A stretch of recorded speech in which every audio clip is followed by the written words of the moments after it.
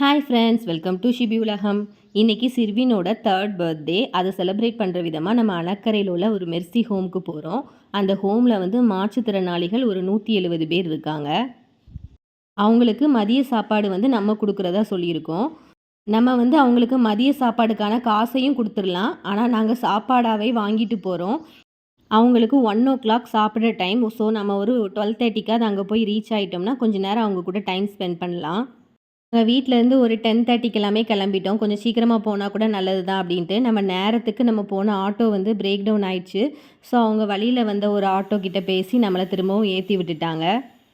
Correct டைமுக்கு போய் சேருவோமா அப்படிங்கிற ஒரு பதட்டம் வந்து வந்துச்சு. இருந்தாலுமே நமக்கு ஆட்டோ வந்து கரெக்டான டைமில் கிடச்சதுனால நம்ம கரெக்டான டைமுக்கே போய் ரீச் ஆகிட்டோம். நம்ம வந்து இன்றைக்கி சிக்கன் பிரியாணி தான் போடுறோம். நம்ம என்ன தான் நான்வெஜ் போட்டாலுமே எல்லாருமே நான்வெஜ் சாப்பிட மாட்டாங்க. ஸோ நம்ம வந்து வெஜ்ஜு சாப்பாடும் கொஞ்சம் எடுத்துகிட்டு போகணும். இப்படி சாப்பாடெல்லாம் ப்ரிப்பேர் பண்ணி எடுத்துகிட்டு போக முடியாது அப்படின்னா நீங்கள் வந்து காசாக கூட அவங்களுக்கு கொடுத்துடலாம்.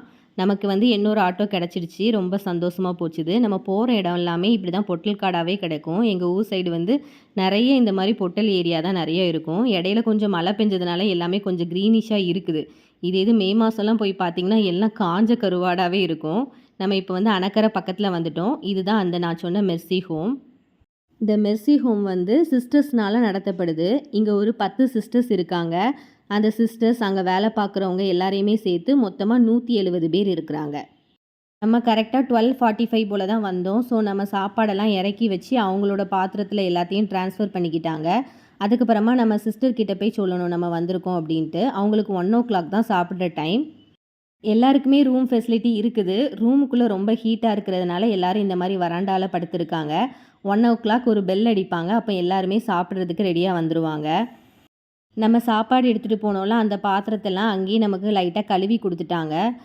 நைட்டு சமைக்கிறதுக்கான வேலையுமே அவங்க ஸ்டார்ட் பண்ணிட்டாங்க. அவங்கள சுற்றி இருக்கிற என்விரான்மெண்ட்டை ரொம்ப க்ளீனாக வச்சுருந்தாங்க. அங்கே இருக்கிற நிறைய பேர் கொஞ்சம் மனக்குழப்பத்தில் இருந்தாங்க. சிலவங்க வந்து ரொம்ப நார்மலாக தான் இருப்பாங்க. அவங்க வந்து இங்கே இருக்க வேலைகளெல்லாம் கொஞ்சம் ஷேர் பண்ணி செஞ்சுக்குவாங்க. ஷிர்வினுக்கு வந்து பர்த்டேனால் அவனை விஷ் பண்ணிவிட்டு இப்போ நம்ம சாப்பிட்றதுக்கு ஸ்டார்ட் பண்ணியாச்சு. ஸோ நம்மளை தான் ஃபஸ்ட்டு வந்து ஸ்டார்ட் பண்ணி வைக்க சொன்னாங்க. நாங்கள் 2வதாக ஒரு ஆட்டோவில் ஏறி வந்தோம்ல, அந்த ஆட்டோக்காரங்களுக்கு இந்த ஹோமை பற்றி நல்லா தெரியுமா.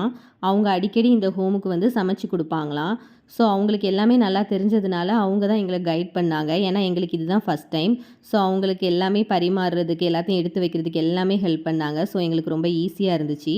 ஸோ அவங்கள்கிட்ட கொஞ்சம் நேரம் பேசிவிட்டு அப்படியே நாங்கள் கிளம்பிட்டோம்.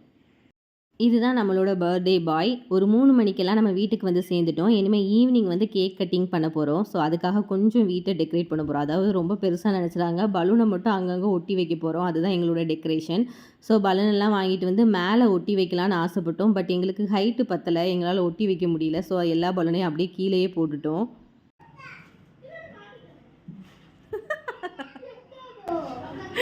எட்டாது எப்படி இருக்குது எங்கள் டெக்கரேஷன்ட்டு கீழே கமெண்ட் பண்ணுங்கள். நம்ம அங்கே அணக்கரைக்கு போயிட்டு வந்ததுனால கொஞ்சம் டயர்டாக இருந்துச்சுனால கொஞ்சம் நேரம் உட்காந்ததில் டெக்கரேஷன் பண்ணுறதுக்கும் டைம் ஆயிடுச்சு. நமக்கு கொஞ்சம் அந்த பேப்பர் பிளேட் தேவைப்பட்டுச்சு. அது வந்து வள்ளியூரில் ஜிஆர்டி வரப்போகுது. இப்போ ஓப்பன் பண்ணியிருப்பாங்கன்னு நினைக்கிறேன். அந்த ஜிஆர்டிக்கு ஆப்போசிட்டில் வந்து ஒரு கடை இருக்குது, கிரிஷ் கடைன்னு சொல்லிட்டு. அதில் கேக் ஐட்டம்ஸ் எல்லாமே இருக்குது. எங்கள் வள்ளியூர்லேயும் எல்லா ஐட்டமுமே இப்போ வந்துடுச்சு. இது வந்து ஒரு புது கடை. போன தடவை நான் பார்க்கல, இந்த தடவை புதுசாக வந்திருக்கு. ஸோ அங்கேருந்து பேப்பர் பிளேட் வாங்கிட்டு நான் வந்து வீட்டுக்கு வந்துட்டேன். நம்மளோட பர்த்டே பாய் வந்து சூப்பராக ரெடி ஆயாச்சு. எல்லோரும் வர ஆரம்பிச்சிட்டாங்க. ஸோ நம்ம 7 மணிக்கு கேக் கட் பண்ண ஆரம்பிச்சிட்டோம். இதுதான் நாங்கள் அவனுக்காக ஆர்டர் பண்ணி வாங்கியிருந்த கேக்கு. அதுக்கப்புறமா ஜென்சியோட சித்தி பொண்ணு வந்து ஒரு கேக் அவள் வீட்டிலேயே ரெடி பண்ணி செய்கிறா. அவளும் கேக் கொண்டு வந்திருந்தா.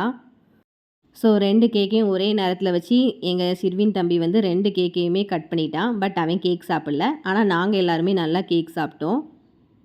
ஸோ இன்றைக்கி எங்கள் சிர்வின் தம்பியோட பர்த்டே வந்து சூப்பராக முடிஞ்சிச்சு. காலையில் வந்து அணக்கரைக்கு போயிட்டு வந்தது ரொம்ப மனநிறைவாக இருந்துச்சு. கடைசியாக கேக் கட்டிங்கோட சூப்பராக பர்த்டே செலிப்ரேஷனை முடிச்சாச்சு.